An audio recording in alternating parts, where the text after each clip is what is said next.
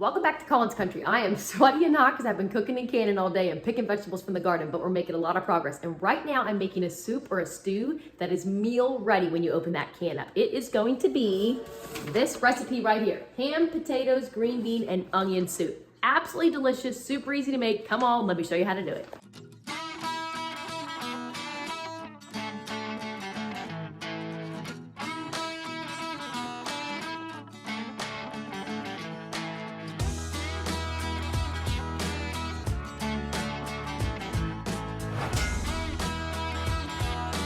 Here is the recipe if you want to screenshot it. Otherwise, I will put all of this in the description below. The top part is the hot pack recipe and the bottom part is the cold pack recipe. We will be following the cold pack, honestly, just because it's easier. Okay, so here's everything that will be going into our jars. The green beans I already broke and rinsed, so they're ready to go. Next up is the potatoes. I will wash these, peel them, and dice them, and then rinse them again. And then we've got onion, which of course I'm going to peel and dice up.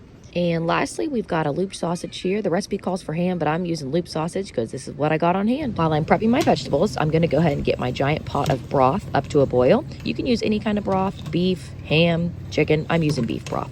Now I'm gonna sterilize my jars by baking them at 250 for 10 minutes. And I'm sterilizing my lids by putting them in a small pot of water and bringing it to boil. Once it's to a boil, they're sterilized. You can shut them off. Now let's get to chopping.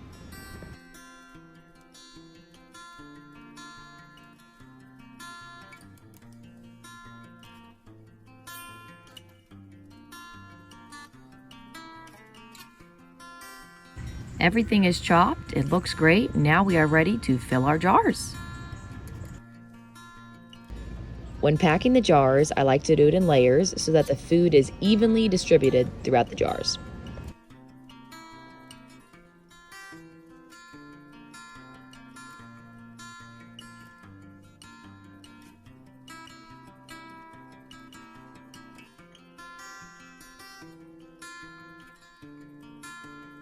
Look at how beautiful that looks with all those fresh garden-grown veggies. Now we're going to pour our broth over. You want to leave 1 inch of headspace.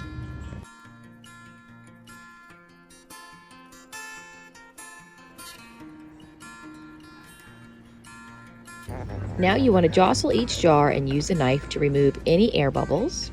Then wipe those rims with a wet rag and add your sterile lids and bands, and you're ready to can. I will also add that you want the lids to be screwed on tight, but not too tight. You want to make sure there's always a little extra room to squeeze it on tighter, but don't do that extra turn. Make sure to follow your pressure canner's instructions. Mine calls for 2 to 3 inches of water at the bottom of the canner. My pressure canner requires venting, so once I see the steam coming out like I do right here, I'm going to set my timer for 10 minutes, and then I'll be able to put the weight on. Now that the weight is on, we can see that the pressure is starting to rise. If you're at 1,000 feet of elevation or less, we're going to pressure can this at 10 pounds pressure. Of course, if your elevation is higher than that, you will need to make adjustments accordingly. There we go. We've made it to 10 pounds of pressure. Now I'm going to reference back to my recipe real quick. As you can see here at the bottom, pints are going to can for 75 minutes, quarts for 90.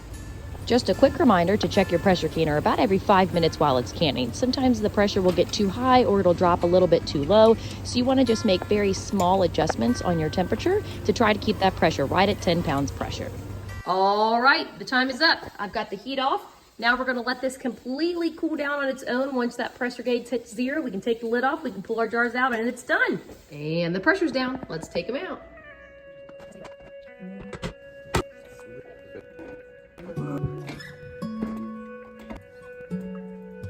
And there we have it. It's done. Absolutely beautiful fresh canned stew.